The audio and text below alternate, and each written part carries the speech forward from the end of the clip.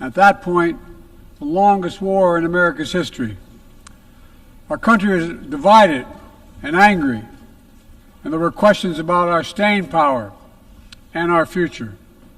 But even then, I entered public life not out of despair, but out of optimism. The United States and the world got through that moment. It wasn't easy or simple without significant setbacks.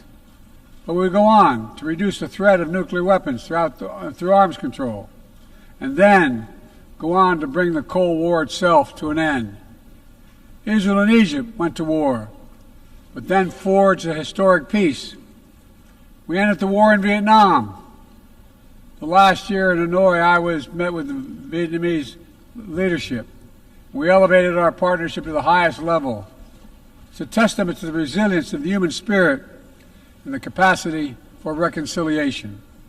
That today the United States and Vietnam are partners and friends. And it's proof that even from the horrors of war, there's a way forward. Things can get better. We should never forget that. I've seen that throughout my career. In the 1980s, I spoke out against apartheid in South Africa. And then I watched the racist regime fall. In the 1990s, I worked to hold Milosevic accountable for war crimes. He was held accountable. At home, I wrote and passed the Violence Against Women Act to end the scourge of violence against women and girls, not only in America, but across the world, as many of you have as well. But we have so much more to do, especially against rape and sexual violence as weapons of war and terror. We were attacked on 9/11 by al-Qaeda and Osama bin Laden. We brought him justice. Then I came to the presidency at another moment of crisis and uncertainty. I believed America had to look forward. New challenges, new threats, new opportunities were in front of us. We needed to put ourselves in a position to see the threats, to deal with the challenges, and to seize the opportunities as well. We need to end the era of war that began on 9/11. As Vice President to President Obama, he asked me to work to wind down the military operations in Iraq, and we did, painful as it was. When I came to office as president, Afghanistan had replaced Vietnam as America's longest war. I was determined to end it, and I did. It was a hard decision, but the right decision. 4 American presidents had faced that decision, but I was determined not to leave it to the 5th. It was a decision accompanied by tragedy.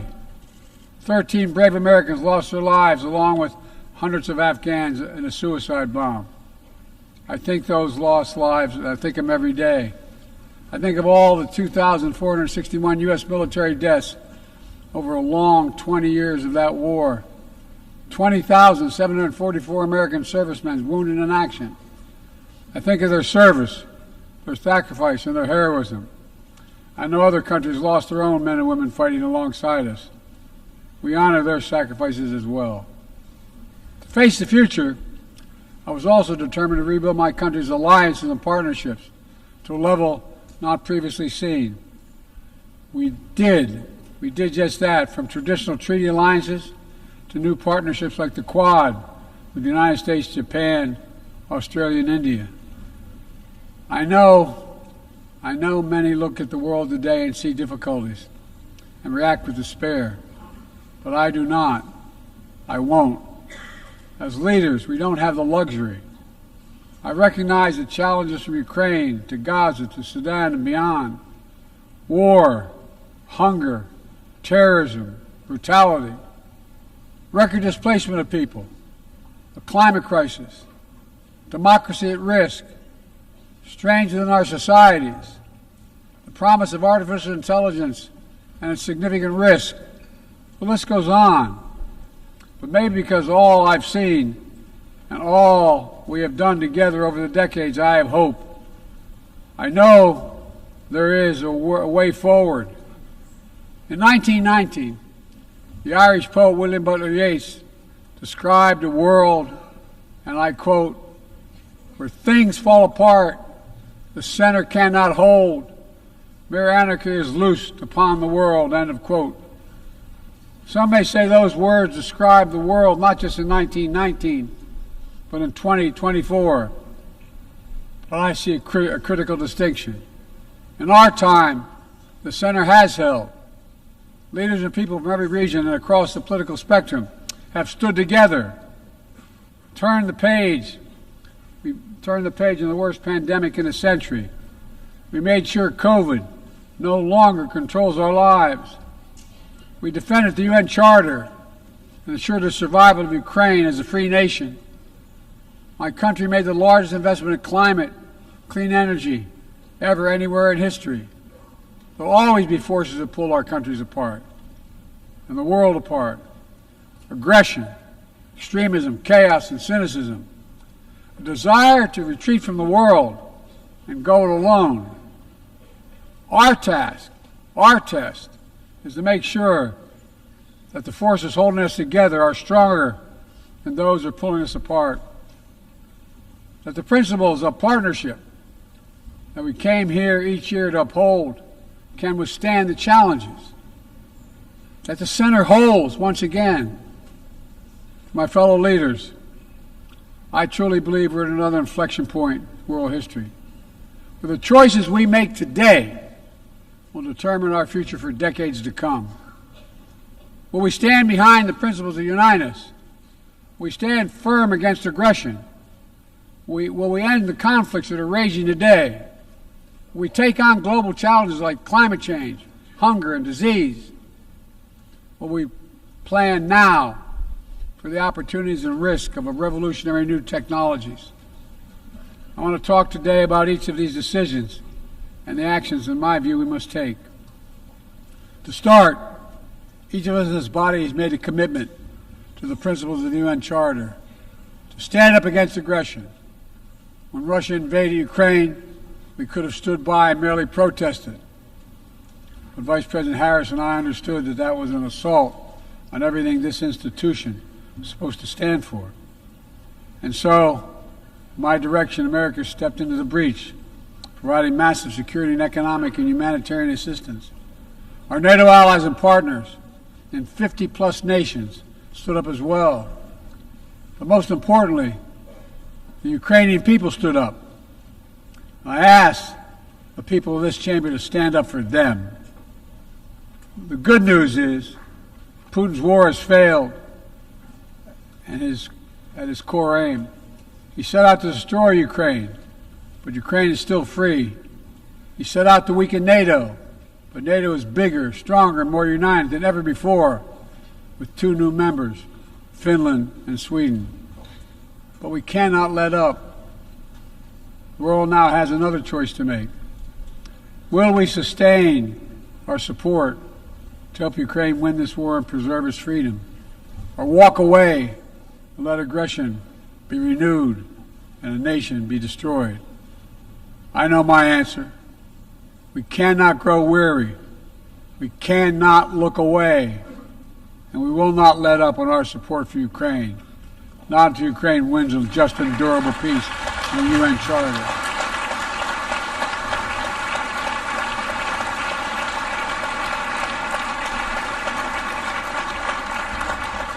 We also need to uphold our principles as we seek to responsibly manage the competition with China so it does not veer into conflict.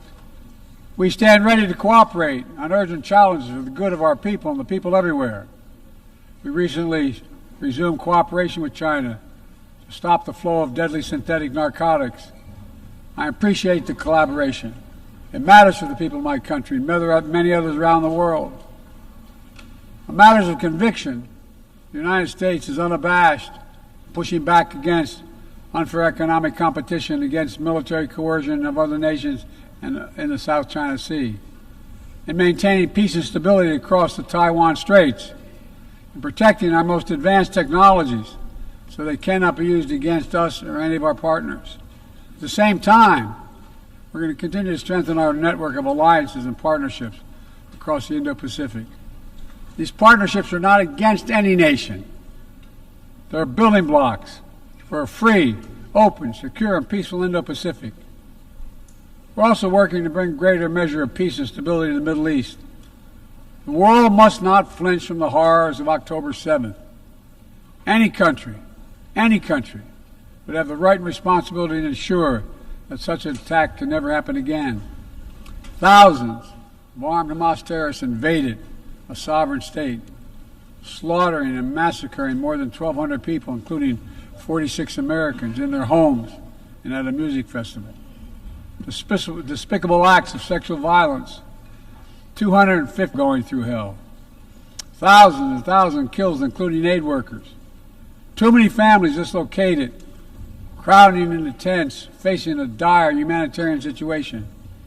They did not ask for this war that Hamas started. I put forward with Qatar and Egypt a ceasefire and hostage deal. It's been endorsed by the UN Security Council. Now is the time for the parties to finalize its terms, bring the hostages home, and secure security for Israel and Gaza free of Hamas' grip, ease the suffering in Gaza, and end this war. On October 7th,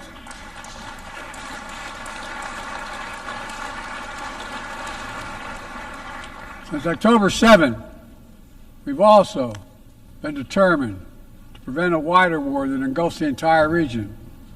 Hezbollah, unprovoked, joined the October 7th attack, launching rockets into Israel.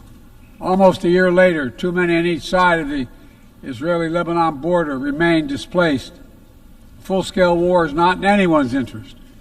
Even as the situation has escalated, a diplomatic solution is still possible. In fact, it remains the only path to lasting security to allow the residents from both countries to return to their homes and the border safely. And that's what we're working tirelessly to achieve. As we look ahead, we must also address the rise of violence against innocent Palestinians on the West Bank and set the conditions for a better future, including a two-state solution where Israel enjoys security and peace and full recognition and normalized relations with all its neighbors, where Palestinians live in security, dignity, and self-determination in a state of their own.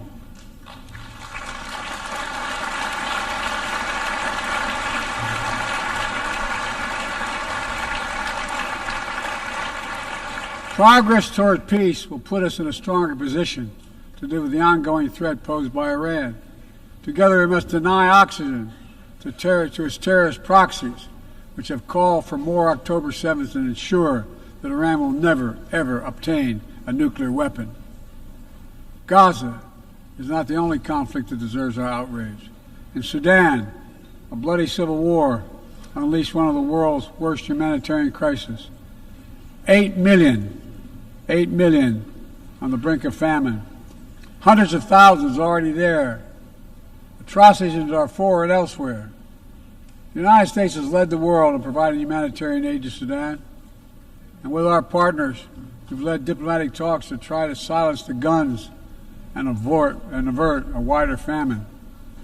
The world needs to stop arming the generals, to speak with one voice and tell them, stop tearing your country apart, stop blocking aid to the Sudanese people, end this war now.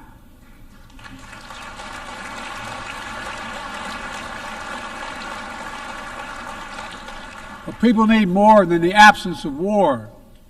They need a chance to live in dignity. They need to be protected from the ravages of climate change, hunger, and disease. Our administration has invested over $150 billion to make progress and other sustainable development goals. It includes $20 billion for food security, and over $50 billion for global health. We've mobilized billions more in private sector investment. We've taken the most ambitious climate action in history. We've moved to rejoin the Paris Agreement on day one. And today, my country is finally on track to cut emissions in half by 2030. On track to honor my pledge to quadruple climate financing to developing nations with $11 billion thus far this year. We've rejoined the World Health Organization, donating $7 100 million doses of COVID vaccine to 117 countries. We must now move quickly to face Mpox outbreak in Africa. We're prepared to commit $500 million to help African countries prevent and respond to Mpox and to donate 1 million doses of Mpox vaccine now.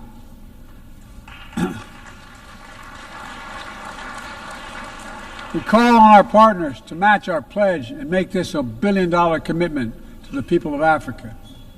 Beyond the core necessities of food and health, the United States, the G7, and our partners have embarked on an ambitious initiative to mobilize and deliver significant finance to the developing world. We're working to help countries build out their infrastructure, to clean energy transition, to the digital transformation, to lay new economic foundations for a prosperous future. It's called the Partnership for Global Infrastructure and Investment. We've already started to see the fruits of this emerge in Southern Africa and Southeast Asia and in the Americas. We have to keep it going. I want to get things done together.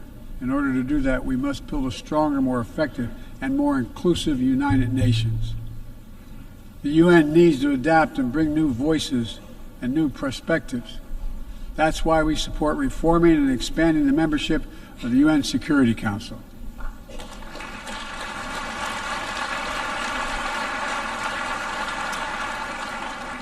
Our UN ambassador just laid out our detailed vision to reflect today's world, not yesterday's.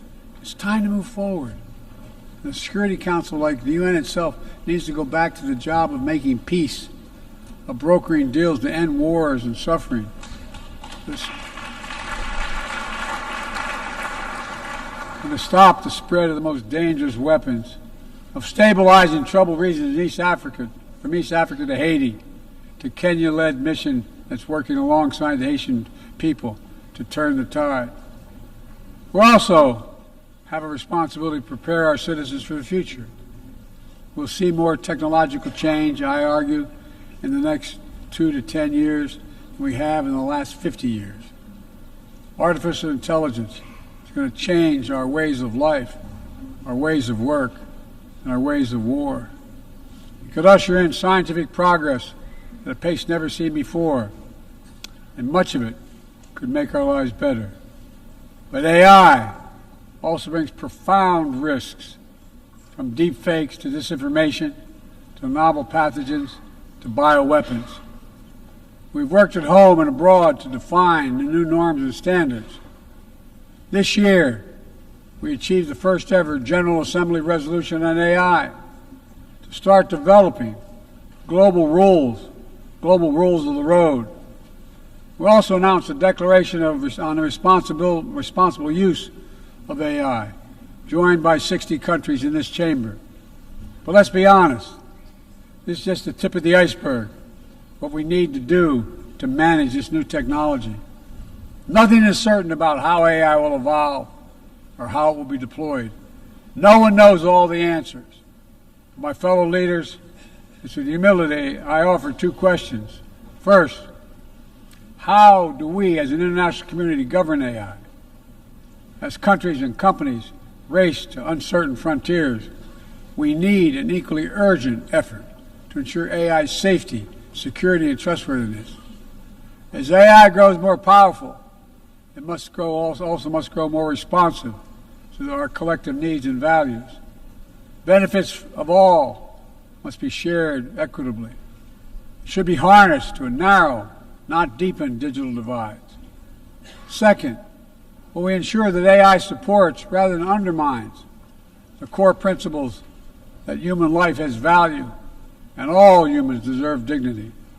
We must make certain that the awesome capabilities of AI will be used to uplift and empower everyday people, not to give dictators more powerful shackles on the human spirit.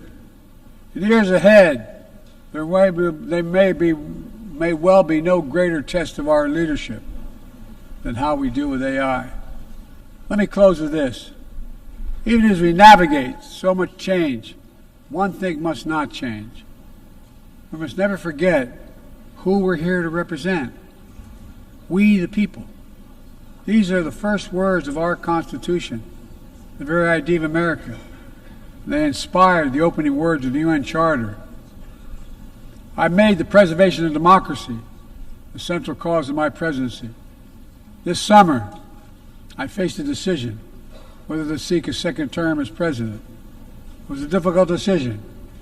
Being president has been the honor of my life. There's so much more I want to get done. As much as I love the job, I love my country more. I decided after 50 years of public service, it's time for a new generation of leadership to take my nation forward. My fellow leaders, let us never forget, some things are more important than staying in power. It's your people.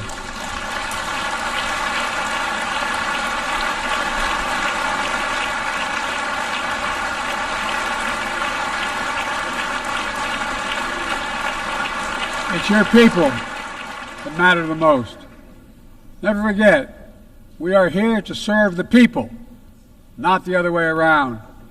Because the future will be won by those who unleash the full potential of their people, to breathe free, to think freely, to innovate, to educate, to live and love openly without fear. That's the soul of democracy. It does not belong to any one country. I've seen it all around the world, and the brave men and women who ended apartheid, brought down the Berlin Wall, fight today for freedom and justice and dignity.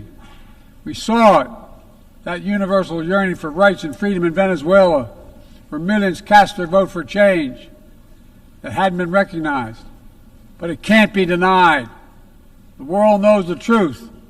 We saw in Uganda LGBT activists demanding safety and recognition of their common humanity. We've seen citizens across the world peacefully choosing their future. From Ghana to India to South Korea, nations representing 1/4 of humanity who will hold elections this year alone. It's remarkable, the power of we the people, that makes me more optimistic about the future than I've ever been. Since I was first elected to the United States Senate in 1972, every age faces its challenges. I saw it as a young man. I see it today. But we are stronger than we think. We're stronger together than alone. And what the people call impossible is just an illusion. Nelson Mandela taught us, and I quote, "It always seems impossible until it's done. It always seems impossible until it's done." My fellow leaders, there is nothing that's beyond our capacity if we work together. Let's work together. God bless you all, and may God protect all those who seek peace. Thank you.